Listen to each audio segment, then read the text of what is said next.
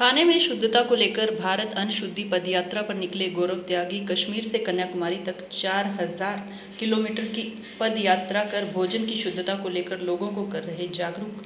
740 kilometre की यात्रा कर पहुंचे कुरुक्षेत्र परिवार को मिल रहा सहयोग। देश में लगातार बढ़ रही खान पान की अशुद्धता और इससे होने वाली बीमारियों के खिलाफ उत्तर प्रदेश निवासी गौरव त्यागी ने अनोखी पहल की है। वे भारत अन्न शुद्धि पदयात्रा पर निकले हैं और कश्मीर से कन्याकुमारी तक की 4000 किलोमीटर लंबी पदयात्रा कर लोगों को भोजन की शुद्धता के प्रति जागरूक कर रहे हैं।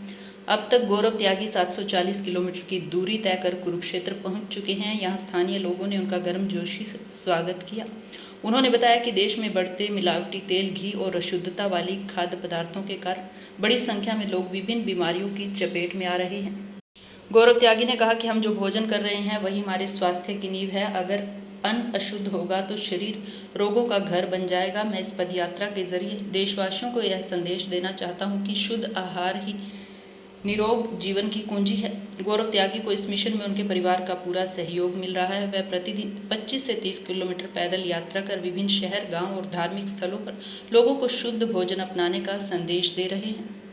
त्यागी स्कूलों में भी बच्चों को अशुद्ध खाना, चाइनीज़ और फास्ट फूड के खिलाफ जागरूक कर रहे हैं और उन्होंने लोगों से अपील की कि वे पैकेज्ड और प्रोसेस्ड फूड से बचें। घर का बना प्राकृतिक और देसी तरीके से तैयार किया हुआ भोजन ही अपनाएं। क्या कहना चाहेंगे सर, भारत अन्न शुद्धि यात्रा सर आपने शुरू करी है सर, इसके बारे में क्या कहेंगे? मेरा नाम गौरव त्यागी है और मैं उत्तर प्रदेश का रहने वाला हूँ। मैं खुद प्राकृतिक जैविक खेती कर रहा हूँ और मैं एक पदयात्रा पर हूँ जिसका नाम है भारत अन्न शुद्धि पदयात्रा। पदयात्रा लाल चौक से 26 जून को शुरू हुई थी और जो अगले 4 महीनों में कन्याकुमारी पहुँचेगी। मैं हर दिन 30 किलोमीटर पैदल चल रहा हूँ। मैं लोगों से मिल रहा हूँ, किसानों से मिल रहा हूँ, गाँव में जा रहा हूँ, शहरों में जा रहा हूँ और मैं लोगों को इस बारे में जागरूक कर रहा हूँ कि शुद्ध भोजन हमारा अधिकार है, लेकिन उसके लिए हमें कुछ प्रयास करने होंगे। हम किसानों से ये कह रहे हैं कि आप अपना सामान खुद बेचना शुरू करिए। प्राकृतिक खेती छोटे से हिस्से में ही सही लेकिन शुरू करिए। हम लोगों से ये कह रहे हैं कि आप लोग सप्ताह में कोई एक ऐसा दिन तय करिए जब आप कहें कि ये जो मैं भोजन कर रहा हूँ ये किसान के खेत से मेरी थाली तक आता है। हम लोगों से बोल रहे हैं कि पिछले 20 वर्षों में जिस तरीके से हमने देखा है कि भोजन के चलते इतनी सारी बीमारियों ने हमारे समाज को घेर लिया है, ये वो समय है जब हम इसके बारे में थोड़ा जागरूक हों और ऐसे काम करना शुरू करें जिससे हम बीमारियों को अपने जीवन से दूर रख सकें। और उसका एक ही उपाय है कि हम शुद्ध भोजन खाएं। इसके लिए मैं पदयात्रा कर रहा हूँ। तो इस पदयात्रा का संकल्प कहाँ से आया सर? ये पदयात्रा शुरू मुझे एक ऑटोइम्यून डिसीज़ है, तो मैं खुद मेरे जो हेल्थ स्ट्रगल रहे हैं वो बहुत बड़े रहे हैं। परिवार ने भी उस सब के चलते बहुत संघर्ष किया है। तो और मेरे ऐसे लोग देश में बहुत सारे हैं। जब मुझे ऑटोइम्यून डिसीज़ का पता चला तब ये कम लोगों को होती थी, अब तो देश में और भी बहुत सारे लोग, कैंसर जैसी बीमारियाँ तो अब आम हो गई हैं। आप कहीं भी जाइए, आप कोई ना कोई आपको एक नया केस मिल जाता है कि अमुक आदमी को कैंसर जैसी चीज़ हो रही है। तो सर ये बहुत ज़रूरी है कि जो हमारे भोजन में मिलावट है, भोजन में अशुद्धि है, उसको हम दूर करें। इसीलिए मैंने पदयात्रा करने का संकल्प लिया कि मैं पूरे देश में जाऊंगा और सब लोगों को उसके बारे में बताऊंगा। सर आपका फैमिली के सपोर्ट सर इस यात्रा के दौरान पूरा मिला कि फैमिली अकेली आपके घर पे है, जैसे मेंबर्स होंगे सर? आप सही कह रहे हैं, बिना परिवार के सपोर्ट के आप कोई कदम उठा ही नहीं सकते। और ये तो बड़ा कदम था जहाँ मुझे कई महीने के लिए बाहर रहना है। परिवार का पूरा सपोर्ट है और ख़ास तौर से जब मेरी अम्मा ने मुझे घर से चलते वक्त बोला कि तू जहाँ भी जाएगा तुझे खूब सारे लोगों का आशीर्वाद मिलेगा, तो वो मिल रहा है।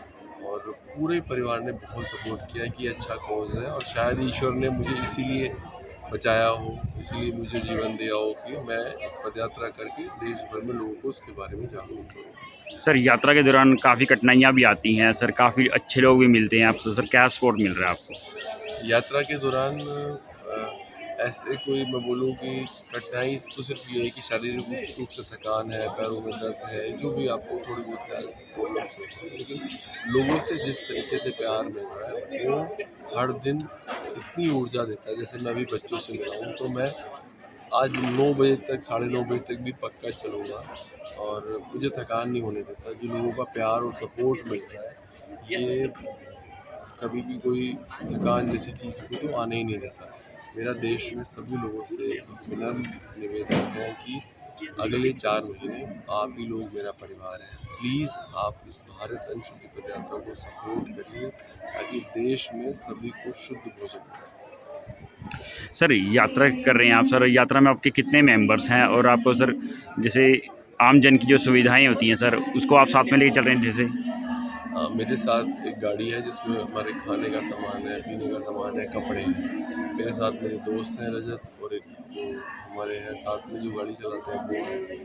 बस हम ये लोग हैं। मैं पैदल चलता हूँ, बाकी दोनों लोग गाड़ी में होते हैं जिसमें मेरे खाने पीने का सामान है, कपड़ा है। और अगर कहीं वैसे अभी तक हुआ नहीं है 30 दिनों में, और अगर कहीं ऐसी कोई जगह आई पूरे भारत में कि हमें कोई रुकने की जगह ना मिले, कोई बहुत दूर दराज में, तो हम गाड़ी में भी आराम से सो सकते हैं रात में, इसलिए गाड़ी हमारे साथ।